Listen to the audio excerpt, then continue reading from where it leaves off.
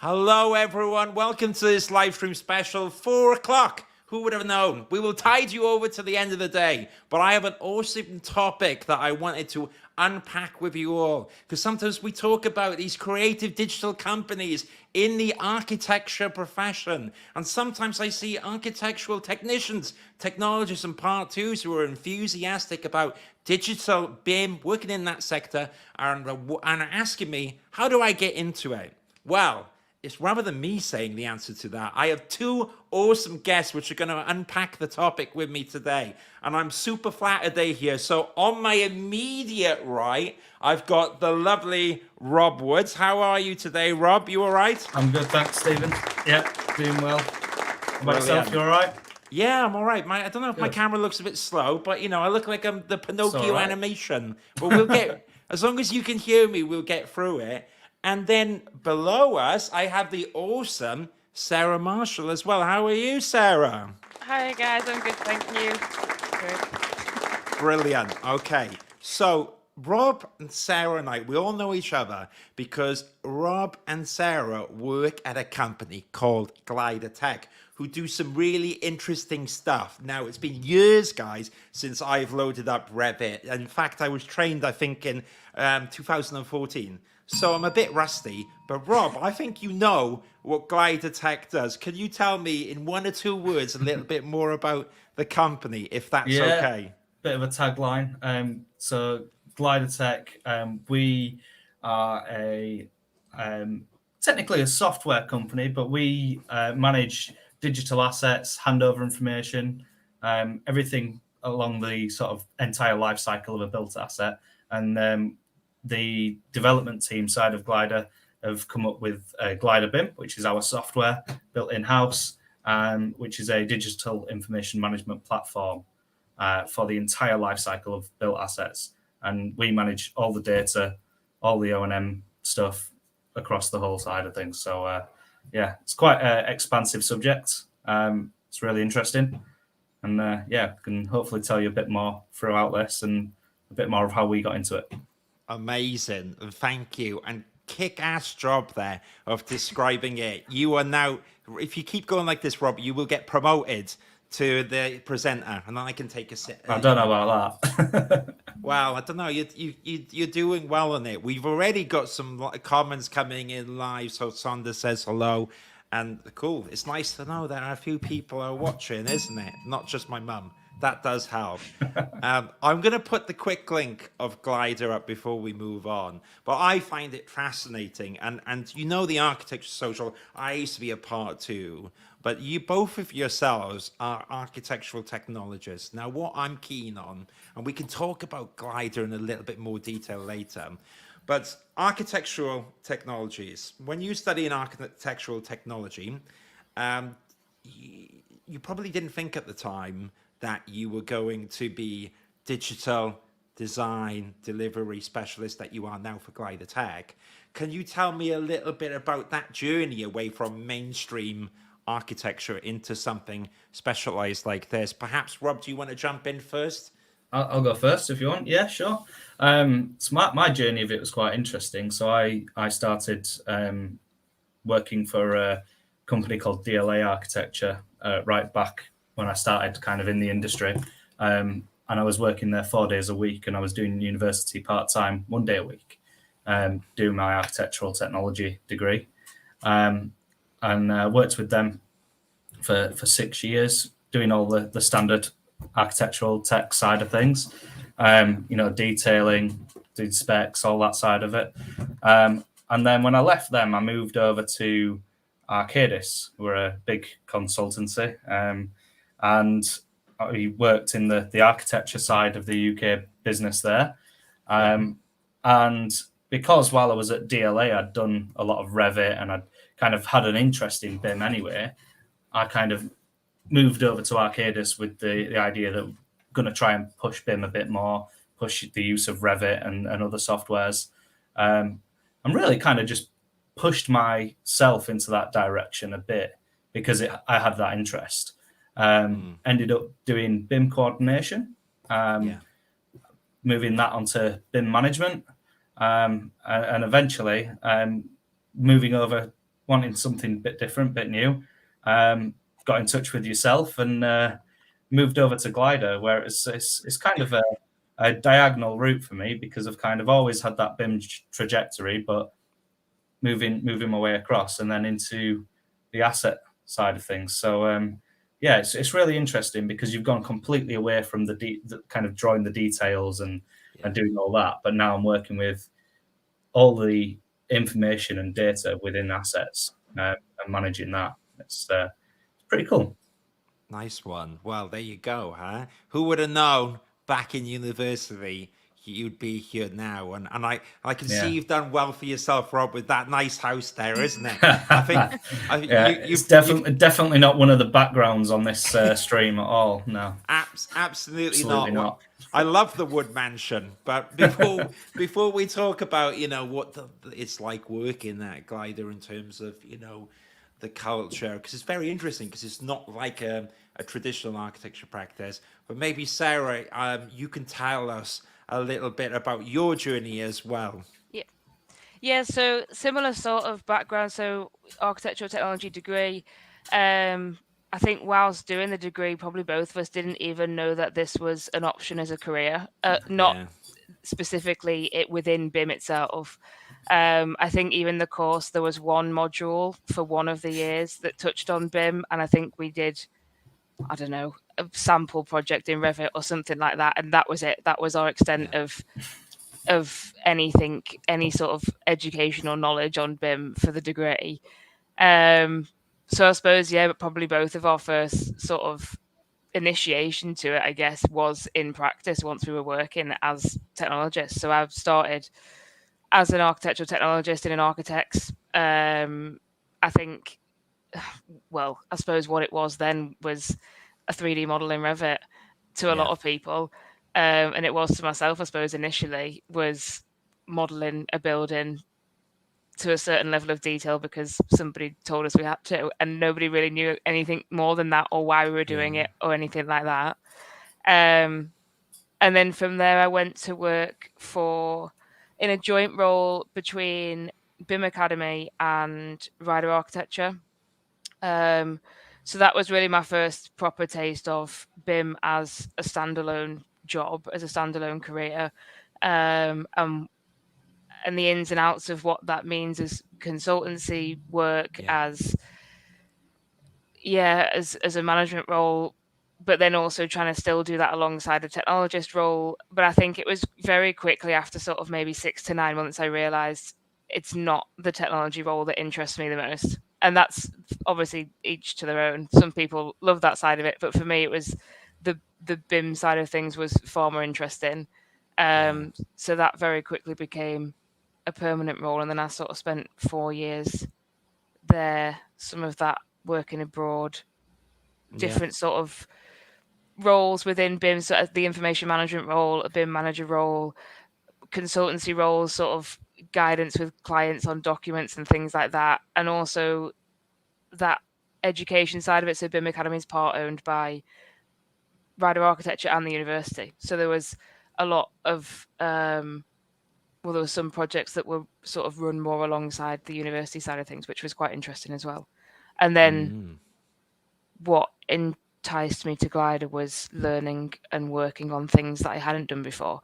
So there was a lot of, prior to here, there was a lot of sort of your BIM level 2, your clash detection, your coordination, your Kobe data, sort of simple sort of verification of that, using Celebi for verification, all sorts of, so a lot of sort of BIM level 2, I say standard jobs, but it's not that standard to everybody, I guess. But at Glider, what the asset management side of things was something that was being talked about a lot in the industry, a lot on the projects that I was working for, and it was something that I wanted to get more involved in and to learn more about and to work on that side of the project as opposed to the design initial sort of side of it. So I suppose that was my sort of very cool. That's your way foray into it. Yeah. It's interesting. There's like both common themes here that, like, you both studied the architecture, you got into the industry, you're using BIM as a tool, you're hearing all these digital, terms, and suddenly you're getting more and more into it. And it's interesting though, because so glider tech, and we'll expand upon glider in a bit, but you're right, it's not similar to a traditional architectural practice. It's very different. And even me, so when I was first learning about glider, and I don't know it as much as you.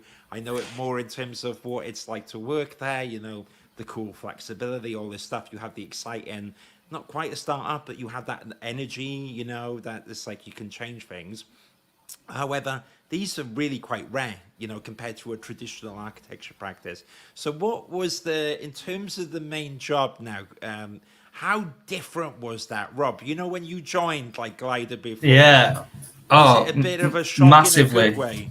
It was massively different. I think just expanding slightly on the last point is that, like you were saying, all the BIM level 2 and a lot of the terms and terminology that's coming out of different firms, I found that the stuff that where I'd been working, before, the stuff that had really been talked about for years of, this is where we need to be, this is where where we need to be to get to this, and then you come to Glider, and Glider are actually doing it already.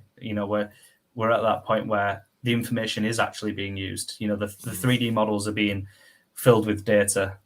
That it's not just a 3D model for the sake of a 3D model. Not that it always was. Some certain projects it does work like that, but a lot of what I'd done in the past, it was kind of, this is an aspiration, whereas here this is what we do on a day-to-day basis. So the stuff's there. So in terms of moving over to Glider and working, it's completely new, everything new. Had to learn the software, a lot of the processes, building up to what we do and how we do it, is all new stuff, and it's exciting. It is. Yeah. And I think that once I'd got my head around that, and how we manage Kobe data, how we manage IFC models, and how we link that to what's going on in the handover documentation world as well, because that's another side of it that I've had sight of before, but not really worked that much with it. You're talking O&M manuals, building user guides, all the rest. That all links to the information and the data that we need to operate a building and maintain a building, and that's the whole point. It's not just data to stick in a drawer and hide away till you need it. It's kind of, this is important because when the building is finished, you're going to be using it, and it needs to be there. And when you get to the point of that, and you have that with a 3D model, you have essentially a digital twin of the building there. You can look at it, and especially if you link it to your building operating systems, using Internet of Things, you've got alarms all over the place and sensors and all that side of things, where it's all interlinked, and that data is there on a computer system, and if somebody wants to check something or change something, it's readily available. So it's definitely a massive change to looking at drawings and adding details, or looking through models and doing clash detection. Not to say that we don't still do that, because we do have the BIM management side as well, and the coordination side. We do all of that as well. So it's still part of the job. And occasionally we do get a model that we get given over and say, can you fix this, or can you model this? So yeah, it's got parts of the old job, but there's a lot of new. And I myself am doing a lot of project management as well. I think Sarah is as well. So it's really good. Nice. I was at Future Bill last week, and I was seeing digital twins, and I've heard a few people mention it, and it sounds like buzzword. You guys. Yeah, exactly. So I kind of hear it like, huh? Digital twins, a bit like a Neanderthal, but obviously you guys are in the industry. But I find it fascinating, and I guess what I'm interested in as well. So there's a bit of research and development. You're kind of doing things, you're learning, but it's it's a real business. It's a profitable business. And I guess one of the radical things to me when I first discovered or spoke to Glider was I couldn't believe at first that you guys all fully work remote. Now, you are both, come around and acclimatized to it. Rob, you got your beautiful mansion. Sarah's got her lovely office there with the glider background. That blew my mind at first because we both know, and especially pre-pandemic, architecture practices or even construction practices, you were either on site or in the office, and there was very little flexibility. So I just love to hear a little bit more about what that aspect of the job has been like. So do you all work remotely then, and you're in charge of your own projects, and you work remote, connecting in teams, and then you meet up in person for like socials and stuff? Is that how it works at Glider? Yeah, pretty much. I mean, I think, to be honest as well, it was one of the things that actually drew me to the job. Yeah. And primarily because Glider were doing it before you had to do it. So Yes. obviously, as you mentioned, like in the pandemic, everybody had to work from home, and it was a very reactive process of how are we going to do this? How are we going to do this remotely? Whereas Glider made a conscious decision to work like that and have Yeah. proactively, as opposed to reactively, been succeeding in working remotely. So that was one thing that did attract me to this job as well, was the fact that working for a company that was doing it before they had to, and was doing it well. So Yeah. yeah, I think we are all remote. I think now, from Glasgow down to London, dotted around the country. I mean, there's a couple in the north, couple in the south, and so on.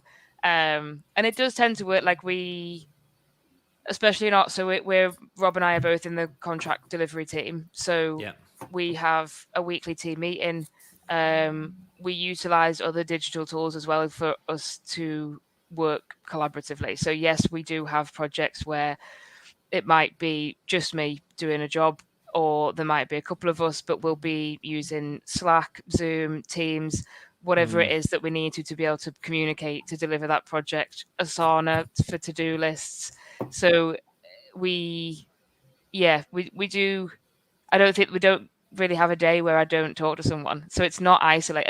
As though it's remote, it's not. You're not isolated. Like, I got you. you're always in communication with people. And then, yeah, as you mentioned, we have, I think, is it 3 or 4 times a year we all meet up, the whole company.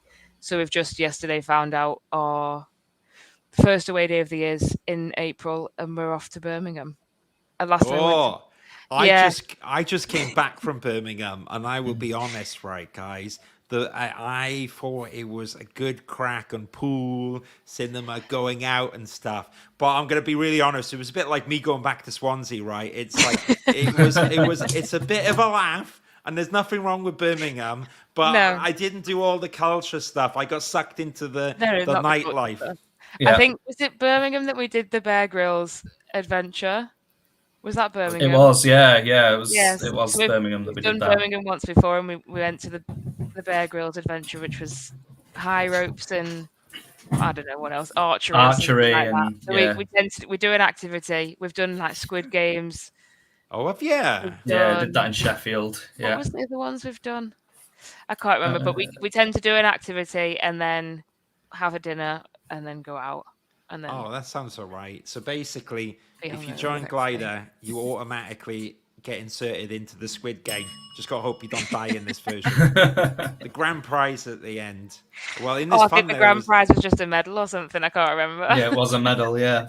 a medal and a few beers, but that's quite Yeah. nice. So then you work remote, but then you meet each other in person, and then so you all kind of know each other. And I Yeah. think it's a really good testament that a business can do that. Sometimes you've got to go to, I guess, some things physical. Do you meet clients and stuff like that? But Yeah. I mean, I personally, I've got a meeting once a month where I go to London, yeah, which is a couple of hours for me to get there and a couple of hours back. So I do that once a month. Occasionally we might have a meeting where we have to go to a site or go to a client's offices. Well, for me, it's been few and far between, other than the every month one. Don't know what it's like for Sarah, whether you go out often, but I think it's most of the time it can be done on Teams, it can be done on Zoom.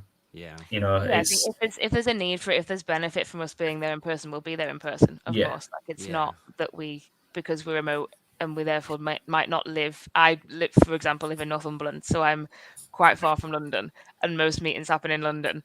But it's not that I wouldn't go if there was a need for me to go. Then obviously we would Yeah. attend yeah, client meetings face to face. But I think like the pandemic forced, or not, but did force people to do things remotely, but also then made us realize that, hey, we don't have to sit on a train for 4.5 hours to I have know. an hour meeting. We can get the same benefit from that remotely. Yeah. yeah. I Save the agree. environment. Yeah, Yeah. it's true. The amount of time traveling, I mean, it does get a bit crazy. There's a tube strike in London tomorrow, and luckily, because even in my business, I'm doing hybrid, and I'm just thinking, can you imagine you're that person where you've got to suddenly go to the office still with that tube strike? We don't need to do that, you know. No.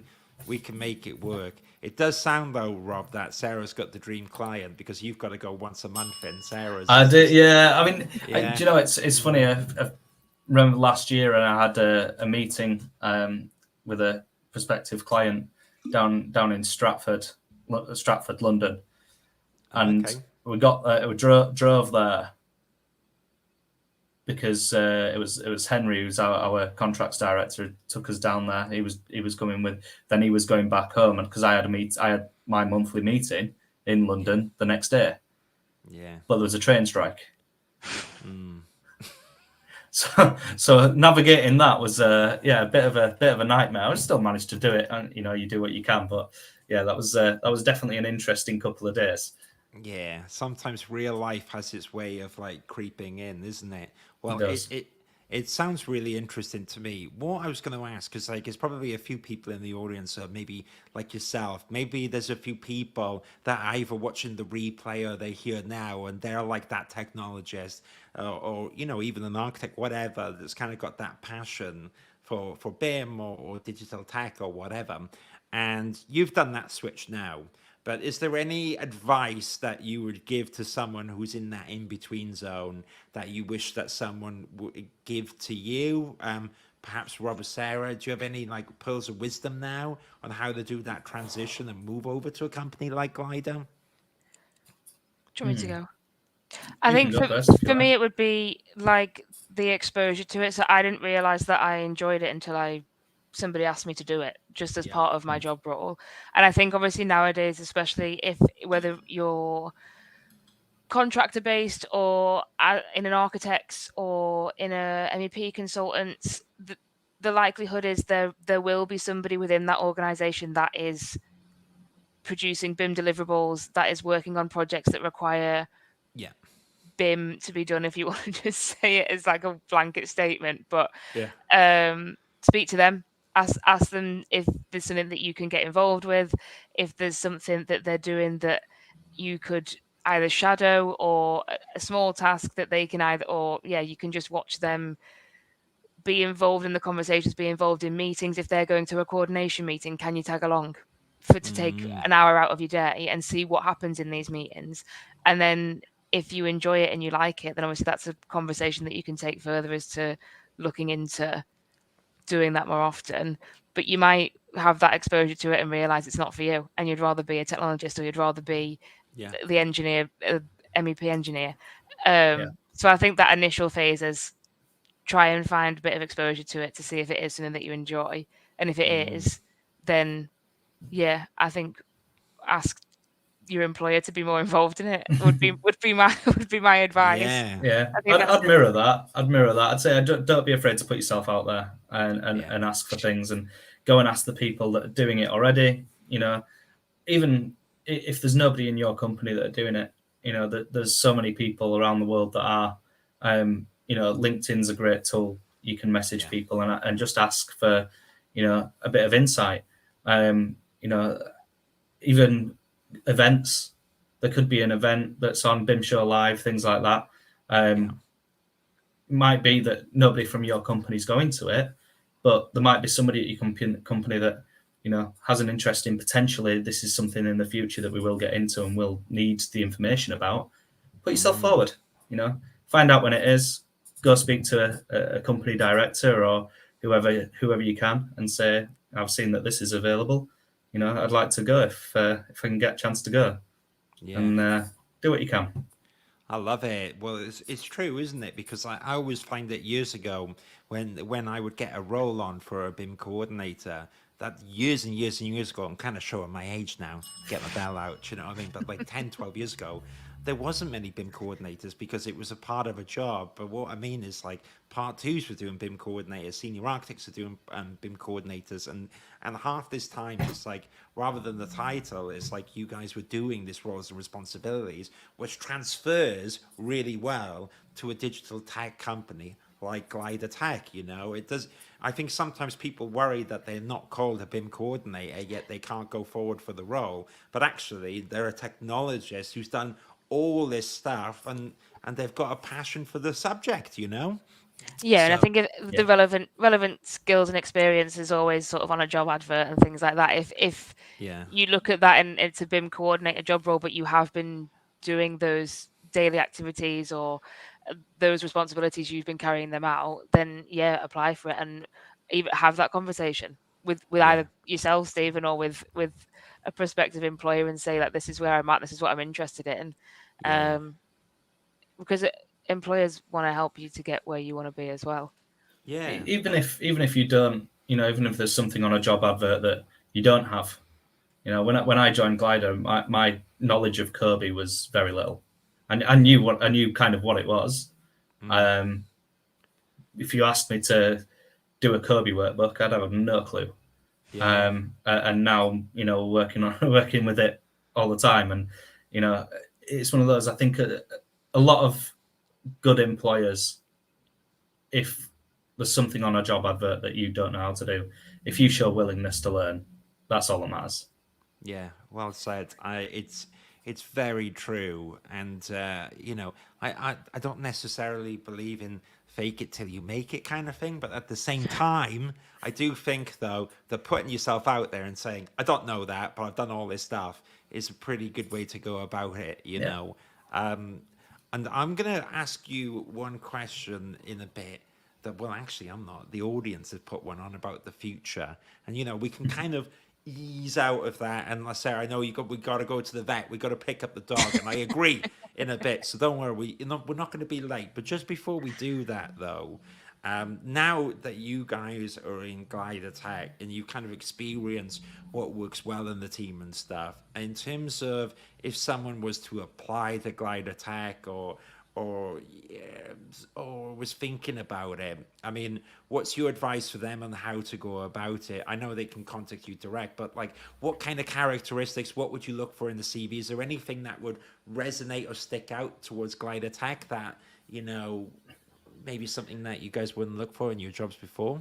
I think it depends on the role that they're going for, really. But if let's say it was contract delivery, any sort of previous experience with the whole BIM side of things, obviously, BIM coordination, BIM management, anything like that.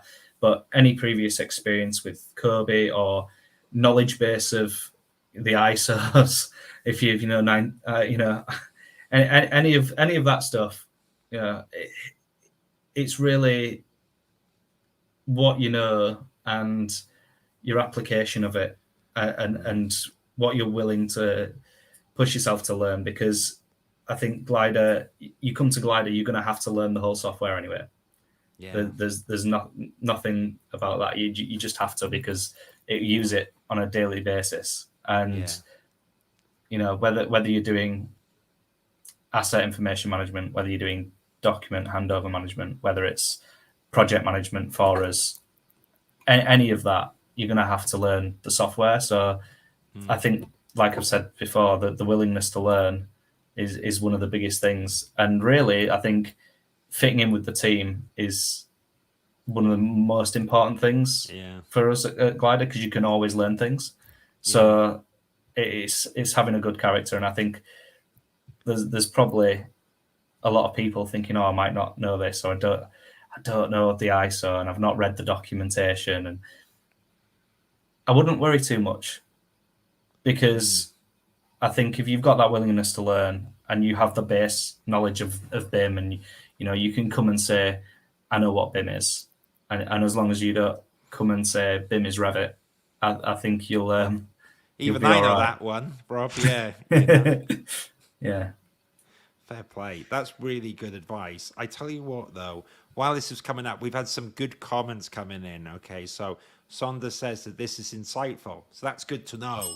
I knew it would be because it's with you two guys, but it means I'm not derailing it, which is really useful. And he goes on to say, Sonda says, digital twins is the future of construction industry, even with the use of Unreal Engine. Now I'm a gamer, so I got to See. I know about this as well, and I actually went to the Unreal Academy in London a few years ago, which was a really good event. And yeah, Unreal Engine are doing amazing things, really. Not just in the gaming industry, but they're doing massive things in the architectural space as well. And they've got I think they acquired Quixel as well, which is one of the leading sort of companies in creating mapping textures for 3D modeling and things like that for images. They go out and take photos, like fully photorealistic things, and make textures from them. So massive stuff that Unreal Engine are doing.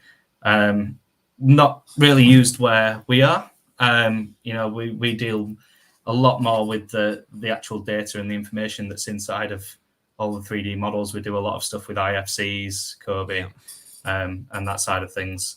But yeah, I do agree. Digital twins are the future, but it can't be seen as just a photorealistic model of it. It really needs the data, and the data is the most important part of it. Well said. Thanks, Rob. That's really useful. I got one question from the audience. Probably last chance saloon for anyone that wants to ask a question.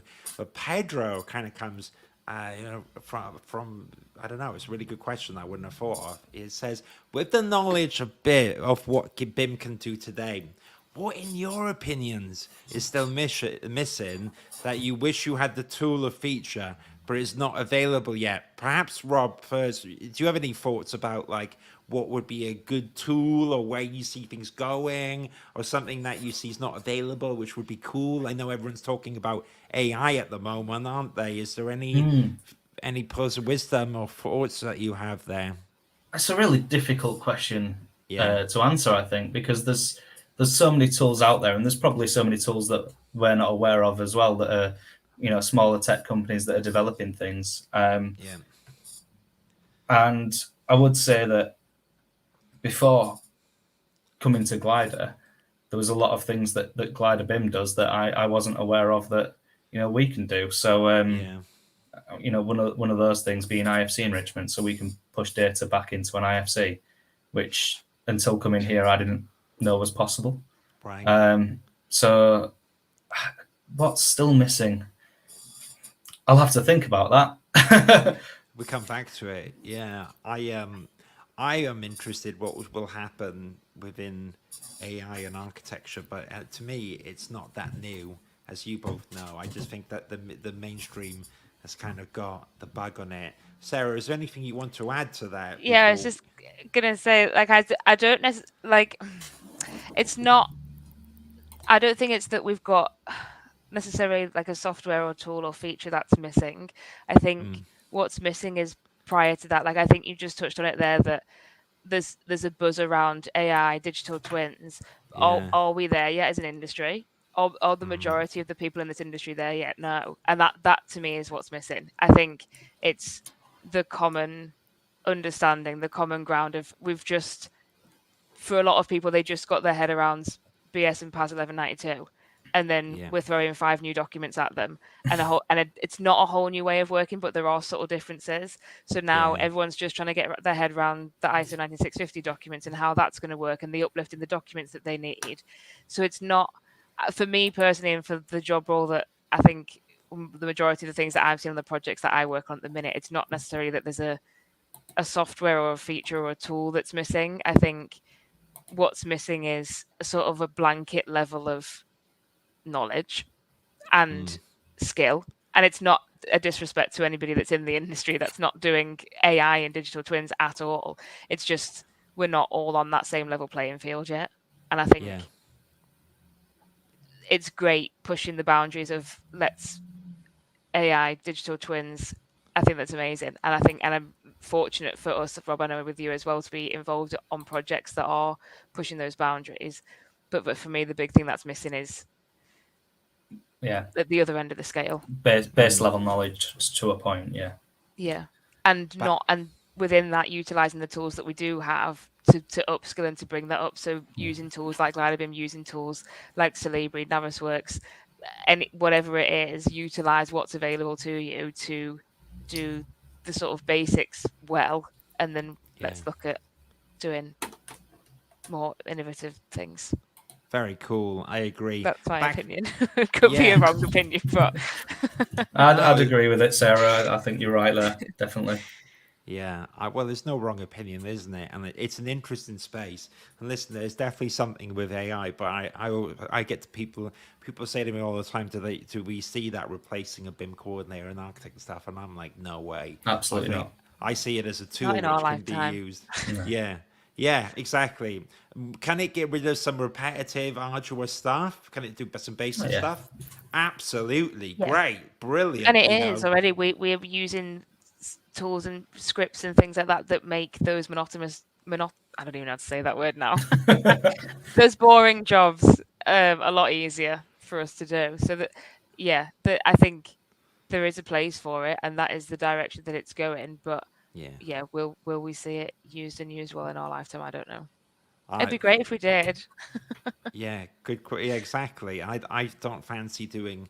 We've all been there before in like Excel doing the repetitive stuff, thinking I really need to make a macro. Then we've made the macro and gone, what the heck was I doing with all those hours that I can never get back? And so it's always a bit of work at the start, isn't it, doing this stuff? But they pay off in the end. Well, I'm excited to see what happens. What I'm going to say now to you guys is that I'm going to bring up quickly Glider Tech's website, and so for anyone that's interested while they listening to this talk or replay or whatever, if they want to get in touch with Glider, I think they definitely should. I'm sure that you guys are always interested in people reaching out who are passionate in this sector. But if someone wanted to get in touch with you both, Rob, where's the best way that people can reach out to you? Email, perfectly fine. Whether you go through the Glider Tech website and email to their generic email address and ask for my contact details, or if you can find me on LinkedIn, I think it's probably better to get me through email, to be honest. It says give us a shout. Yeah. Absolutely, give us a shout, and someone will definitely be in touch. And if you want to direct it, to myself or to Sarah, I'm sure Sarah won't mind too much. But any questions, or if we're always potentially looking for people to join, as the company grows. So even if people drop a CV in, I'm sure we can pass that on to the right people, and hopefully as we grow, we'll get more people that are like-minded and with the knowledge and the enthusiasm, and I think so. It's CV, but the most important question is, are you up for playing Squid Game and Bear Grylls in Birmingham? And if you are, you're halfway in. I thought the most important question was, do you have a dog? Because if you've got a dog, you're halfway there to joining Glider, I think. That is true. We all have a dog, isn't it? Maybe the last note, because Sarah, so people can get in touch with you on LinkedIn on the website. But Sarah, you got to go literally in 2 minutes to the vet, so we're on time. The last question before you go is, what is the breed of your dog? So my dog, she's a Springer crossed with a Cocker, crossed with a Lab. My goodness, that is a trouble mix. My dog's a Boston. She's trouble. That's why we go in the vets. Yeah, exactly. It's always the way though. But once they become family, you got no choice, have you? Yeah, absolutely. Yeah. Rob, what's your dog before you Mine's go? a Chihuahua. Chihuahua, brilliant. Yeah. My dog's a Boston Terrier who's got a stupid amount of energy, so, but very loving. So here we go. Glider Tech, amazing, pushing the edges of technology and dog owners and all that cool stuff, and avid players of Squid Game in Birmingham. Oh, I think that was Bear Grylls. Thank you so much, guys, for being here. I really appreciate it. And if you in the audience enjoy this, do check out Glider's website, which is glidertech.com. I've got the link down below. Thank you so much, Rob and Sarah. You're absolute legends. If you just stay on the stage for 1 second, I will end the live stream now. And thank you so much to everyone that tuned in or is watching the replay. Have a good day. I've got more content coming soon, but do check out Glider and drop Sarah and Rob a message. Thank you all. Take care. Thank you.